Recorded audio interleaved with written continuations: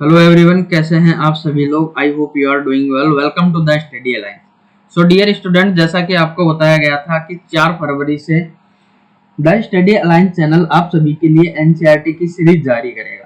तो आपके इंतजार की घड़ी अब होती है खत्म और आज से हम क्लास 6 के एनसीईआरटी का chapter 1 introduction of history discuss करेंगे, जो कि रोमिला थापर जी के द्वारा लिखी गई है। यदि हम क्लास की बात करते हैं तो आपकी क्लास बेस रहेगी यूपीएससी के आईएएस एवं स्टेट पीसीएस एग्जाम पर हमारी क्लास बेस रहने वाली। यदि इसमें हिस्ट्री के सिलेबस की बात करते हैं तो हिस्ट्री को 4 सेगमेंट में डिवाइड करके मेंशन किया गया है। यदि इसमें पहले सेगमेंट की बात करते हैं तो एंशिएंट इंडियन हिस्ट्री को रखा गया, जो कि हम 3 लाख बीसी से लेके 1100 एडी तक पढ़ने वाले हैं। आफ्टर दैट बात करते हैं नेक्स्ट सेगमेंट की, तो उसमें मेंशन किया गया मिडिवल इंडियन हिस्ट्री को, जो कि हम 1192 एडी से लेके पढ़ने वाले हैं हम 1757 तक एडी तक। यदि नेक्स्ट सेगमेंट की बात करते हैं तो उसमें मेंशन किया गया है मॉडर्न इंडियन हिस्ट्री को, जिसे हम पढ़ेंगे 1757 एडी से लेकर 1947 एडी तक। इसी में एक अलाइड सब्जेक्ट है जिसे पोस्ट इंडिपेंडेंस कहते हैं, जिसे हम पढ़ने वाले हैं 2000 एडी तक। आफ्टर दैट आपका लास्ट सेगमेंट है 4th सेगमेंट, जिसमें हम वर्ल्ड हिस्ट्री को डिस्कस करेंगे। यदि वर्ल्ड हिस्ट्री की बात करते हैं तो इसमें मेजर इवेंट 18th सेंचुरी से लेके आपके 21 सेंचुरी तक की सारी इवेंट्स को डिस्कस करेंगे। आइए क्लास का डिस्कशन स्टार्ट करते हैं। यदि क्लास के डिस्कशन स्टार्ट करने की बात करते हैं तो सबसे पहले हमारे माइंड में क्वेश्चन आता, what is history and why, यानी कि हिस्ट्री क्या है और हिस्ट्री को क्यों पढ़ें। तो पहले जान लेते हैं हिस्ट्री क्या है। यदि हिस्ट्री की बात करते हैं तो यह है आपके सीरीज ऑफ इवेंट्स, जिसमें फैक्ट्स का स्पेशली ध्यान रखा जाता है, और जो इवेंट्स होती है वो कनेक्टेड होने चाहिए समबडी या किसी पर्टिकुलर सोसाइटी से, और इसके अंडर में हम सभी पास्ट इवेंट्स को देखते हैं। ठीक है। यदि इन इवेंट की बात करते हैं तो कुछ स्पेसिफिक अप्रोच बनाई गई है जिनके थ्रू हम इन सभी इवेंट्स को देखने की कोशिश करेंगे। यदि इन अप्रोचेज की बात करते हैं तो अप्रोचेज 5 टाइप की आपकी अप्रोच है, यानी कि 5 सेगमेंट में इन अप्रोचेज को हम डिवाइड करते हैं। यदि पहली अप्रोच को देखते हैं तो वो है आपकी ज्योग्राफिकल अप्रोच, यानी कि किसी भी पर्टिकुलर इवेंट में उसकी ज्योग्राफी का इंपैक्ट हमें दिखाई देता है। जैसा कि हम देखते हैं कि जितने भी सिविलाइजेशन होते हैं सभी के सभी बैंक्स या रिवर्स के बैंक पर डेवलप होते हैं, इवोल्यूट होते हैं। ठीक है। वहीं यदि नेक्स्ट अप्रोच की बात करते हैं तो वो है आपकी पॉलिटिकल अप्रोच, जो कि आपकी प्रिमिटिव ह्यूमन से लेके एक किंगडम तक दिखाई देगी।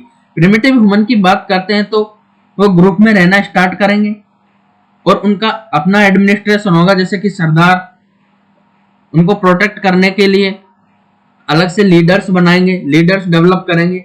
तो ये माइनर सा आपको पॉलिटिकल सिस्टम दिखाई देगा, एडमिनिस्ट्रेशन सिस्टम दिखाई देगा, जो कि आगे किंगडम्स में जाके अच्छी तरह से डेवलप हो जाएगा और एक वेल वर्स एडमिनिस्ट्रेशन आपको दिखाई देगा।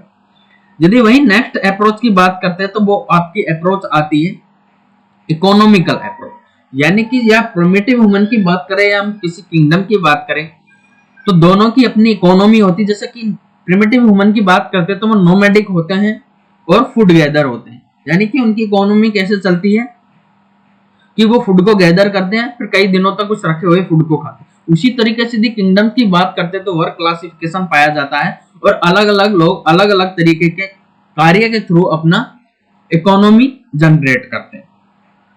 यदि नेक्स्ट सेगमेंट की बात करते हैं अप्रोच में तो वो आती है आपकी सोशियो कल्चरल, यानी कि सोसाइटी किस तरीके की थी।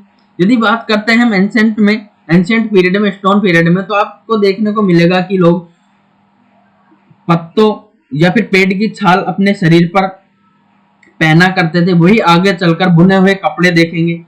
शुरुआत में कपड़े नॉर्मली सिंगल कपड़े को लपेटा जाएगा अपनी बॉडी के, आफ्टर दैट तरह तरीके के कपड़े हमको देखने को। लोग ब्यूटी का भी ध्यान रखते थे, उसके लिए ऑर्नामेंट्स यानी कि पत्थर और बोन्स यानी स्टोन और बोन्स से बने हुए अपने ऑर्नामेंट्स होते थे, अपनी ज्वेलरीज हुआ करती थी। तो ये सोसाइटी का पार्ट होती है। आफ्टर दैट इन सभी के साथ में एक और सेगमेंट निकल के आता है जिसे रिलीजियस बोलते हैं, जो कि हम इंडस वैली सिविलाइजेशन में देखने को मिलेगा हमें मातृ देवी एवं पशुपति शिव के रूप में। तो इस तरीके के हिस्ट्री को समझने के लिए कुछ अप्रोचेज है जिनके थ्रू हम इतिहास को अच्छी तरीके से समझेंगे। यानी किसी भी पर्टिकुलर इवेंट को हम इन पांचों सेगमेंट्स में रख के देखेंगे। ठीक है, आई होप आपको ये अप्रोचेस समझ में आई होगी। आइए अब जो तीसरा क्वेश्चन हमारे दिमाग में आता वो है कि आखिर हिस्ट्री में यदि पास्ट इवेंट है तो उसे जानने कैसे, उसे जानने के लिए क्या क्या सोर्सेज हो सकते हैं हमारे। तो यदि इन सोर्सेज की बात करते हैं तो इन सोर्सेज को भी हम 3 सेगमेंट में डिवाइड करके देखेंगे। इन सेगमेंट में पहला सेगमेंट आता है आपका आर्कियोलॉजिकल सोर्स। अब ये क्या होता है, यदि हम आर्कियोलॉजिकल सोर्स की बात करते हैं तो इनमें वो उन सभी थिंग्स को रखते हैं, उन सभी वस्तुओं को रखते हैं जिन्हें छू सकते हैं, देख सकते हैं। जैसे कि बात करते हैं प्रिमिटिव ह्यूमन की, तो प्रिमिटिव ह्यूमन क्या करता था, गुफाओं में रहता था, केव्स में रहता था, बाद में झुग्गी झोपड़ियां बनाए जाने लगी, धीरे धीरे जन बनते हैं, फिर जनपद बनते हैं, फिर उनसे किंगडम डेवलप होते हैं। तो ये क्या है, एक सिस्टेमेटिक वे है। तो इनमें हमें क्या दिखाई देगा, झुग्गी झोपड़ियों के एविडेंसेस हमें मिलेंगे जिनके थ्रू हम पहचान पाएंगे कि लोग किस तरीके से रहते थे। इनके द्वारा अपने फूड्स को गैदर करने के लिए, अपने ग्रेन्स को इकट्ठा करने के लिए पोएट्रीज बनाई जाती थी। तो पोएट्रीज की स्ट्रक्चर हमें बताएगी कि एक मैच्योर पीपल रहते थे एंशिएंट इंडिया में भी, और वो अपने मतलब एक आर्ट भी डेवलप थी वहां पे, जिसके थ्रू वो पोएट्रीज यानी कि अपने घड़े मटके बनाए जाते थे और उनमें अपनी चीजों को स्टोर करते थे। यदि उनके अलावा बात करते हैं, धीरे धीरे आगे चलते हैं तो आपको डिफरेंट डिफरेंट किंग्स के अपने पिलर्स दिखाई देंगे, उनके द्वारा टेम्पल्स डेवलप किए जाएंगे, पोएट्री डेवलप की जाएगी। और बात करते हैं पेंटिंग्स की, जो कि आपको एंशिएंट इंडिया में भी केव्स के अंदर दिखाई देगी। जैसा कि आपने देखा होगा भीमबेटका की गुफाओं के अंदर कुछ इस तरीके के पिक्चर्स आपको दिखाई देती है। ठीक है, तो ये सभी एविडेंसेज है जो हमें आर्कियोलॉजिकल सोर्स में रखते हैं और हमें इतिहास के बारे में जानकारी प्रदान करते हैं। उसी तरीके से यदि हमारा नेक्स्ट सेगमेंट की ओर चलते हैं, वो है हमारा लिटरेरी सोर्स। लिटरेरी सोर्स वो सोर्स होते हैं जिसमें हमें लिखाई पढ़ाई की बात की जाती है, यानी कि हमें जो सोर्स मिलेंगे वो रिटर्न में मिलेंगे। अब यदि रिटर्न सोर्स की भी बात करते हैं, लिखे हुए सोर्सेज की बात करते हैं, तो इसके बेस पे हम हिस्ट्री को 3 सेगमेंट में डिवाइड कर सकते हैं। कितने सेगमेंट में डिवाइड कर सकते हैं? 3 सेगमेंट में डिवाइड करते हैं। आइए वो सेगमेंट कौन कौन से देख लें। यदि इन 3 सेगमेंट्स की बात करते हैं तो पहले डिवाइड करते हैं हम प्री हिस्ट्री, सेकंड सेगमेंट होगा हमारा प्रोटो हिस्ट्री, और थर्ड सेगमेंट की बात करते हैं तो हमारा होता है हिस्टोरियन पीरियड। अब आप बोलेंगे कि सर ऐसा डिवीजन क्यों किया गया? तो इस डिवीजन का बेस ऐसे रखा गया कि जो प्री हिस्ट्री वाला पीरियड होगा इसमें आपको किसी भी तरीके की लिखाई और पढ़ाई देखने को नहीं मिलेगी। यानी कि जो ह्यूमन हुआ करता था, जो प्रिमिटिव ह्यूमन हुआ करता था, वो किसी तरीके का पढ़ना लिखना नहीं जानते थे, तो उनको हम प्री हिस्टोरियन पीरियड में रख देते हैं।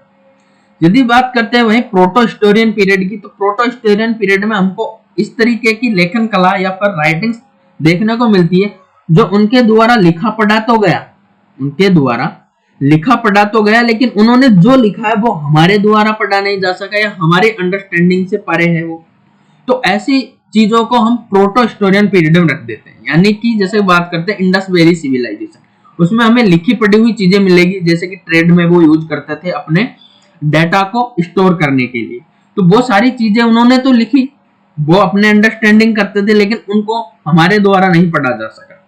ठीक है, वही बात करते हैं, हमारा नेक्स्ट सेगमेंट आता है हिस्टोरियन पीरियड, जो कि हम वैदिक पीरियड से देखते हैं। तो इस समय से हमें रिटन एविडेंसेस देखने को मिलते हैं, जिसमें हम देखते हैं कि हमें कई सारे ग्रंथ, रिलीजियस और नॉन रिलीजियस दोनों ही तरीके के ग्रंथ हमें देखने को मिलते हैं, जिनके थ्रू हम इतिहास का पता लगा सकते हैं। और हमें पता लगता है कि उन ग्रंथ में या उन बुक्स के अंदर वहां के पर्टिकुलर इवेंट्स के बारे में लिखा हुआ होता, वहां की कंडीशंस के बारे में लिखा होता था, कैसे लोग रहते थे, क्या खाते थे, किस तरीके के उनकी सोसाइटी चलती थी।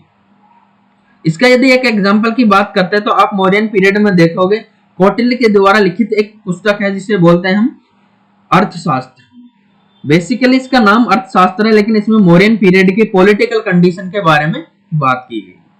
आई होप आपको एक क्लासिफिकेशन समझ में आया होगा। नेक्स्ट देखते हैं आपका फॉरेन अकाउंट, इसके थ्रू भी हम इतिहास को जान सकते हैं। लेकिन यदि हम फॉरेन अकाउंट की बात करते हैं तो इसमें क्या होगा कि कोई ज्योग्राफिकल रीजन, कोई पर्टिकुलर ज्योग्राफिकल रीजन और कोई सेकंड पर्टिकुलर ज्योग्राफिकल रीजन, इन दोनों का या फिर इस फर्स्ट वाले ज्योग्राफिकल रीजन पर सेकंड वाले ज्योग्राफिकल रीजन का इन्फ्लुएंस देखने को मिलता है, जो कि बाद में हमें कंट्रीज के रूप में दिखाई देंगे।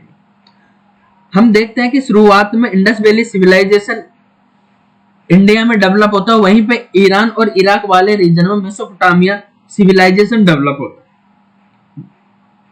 तो हमको देखने को मिलता है कि दोनों के बीच में एक ट्रेड होता है, और ट्रेड में हम देखेंगे कई सारे सील या फिर मोहरे हैं जो हमें दिखाई देंगी इंडस वैली के अंदर, और कई सारी हमारी ऐसी मोहरे हैं जो दिखाई देंगी हमें मेसोपोटामिया।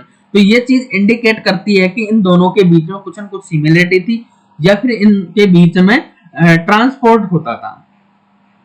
अब बात करते हैं फॉरेन अकाउंट की। तो जो पहला ज्योग्राफिकल रीजन है उसके लिए सेकंड वाला फॉरेन हो जाता है, और जो सेकंड ज्योग्राफिकल रीजन है उसके लिए आपका फर्स्ट वाला फॉरेन हो जाता है, जिसे आगे हम कंट्री के रूप में देखेंगे। जब मिडिवल इंडिया और मॉडर्न इंडिया के बारे में बात करेंगे तो यहाँ पे स्पष्ट हमें फॉरेन अकाउंट दिखाई देंगे, जो कि फॉरेनर होते हैं, ट्रेवलर्स होते हैं, वो एक दूसरी कंट्रीज में विजिट करेंगे और वहां की कंडीशंस के बारे में अपने जो नोट्स होते हैं उसमें मेंशन करेंगे। तो ये सभी चीजें हैं जिनके थ्रू हम इतिहास को अच्छी तरह से जान सकते हैं। आई होप आज का डिस्कशन आपको जरूर समझ में आया होगा। तो आज की क्लास को हम यहीं समाप्त करते हैं, और जो भी सारी बातें थी इंट्रोडक्शन से रिलेटेड हमने सारी कर ली। नेक्स्ट क्लास का इंतजार कीजिए, आपकी अल्टरनेटिव डेज पे आपको क्लासेस मिलेंगी। आप हमारा Telegram channel the study alliance join कर सकते हैं, जिसपे सारी की सारी क्लासेज की आपको पीडीएफ मिल जाती है। और जैसा कि हमने बताया था कि चैप्टर खत्म होने के अंत में हम प्रीवियस ईयर प्रीलिम्स के और मेंस के क्वेश्चंस को डिस्कस करेंगे। तो एनसीईआरटीज है, तो एनसीईआरटीज में हम मेंस के क्वेश्चन के बजाय यहाँ पे मेंस के तरीके के क्वेश्चन जो एनसीईआरटी में मेंशन किए गए वो आपको दिए जाएंगे डेली सॉल्व करने के लिए, ताकि आप राइटिंग या आंसर राइटिंग स्किल को डेवलप कर सकें। और प्रीलिम्स की बात करते हैं तो सारे के सारे आपके प्रीवियस ईयर क्वेश्चंस को मेंशन किए जाएंगे। तो आप हमारा टेलीग्राम चैनल ज्वाइन कर सकते हैं, साथ ही में हमारा फेसबुक पेज है हरिचरण बैरवा के नाम से, ये द स्टडी अलायंस नाम से, उसे आप ज्वाइन कर सकते हैं। उस पर सारी की सारी इंफॉर्मेशन क्लास से रिलेटेड आपको वहां पर मिल जाती है। तो क्लास हमारी समाप्त होती है आज यहीं। जय हिंद, जय भारत।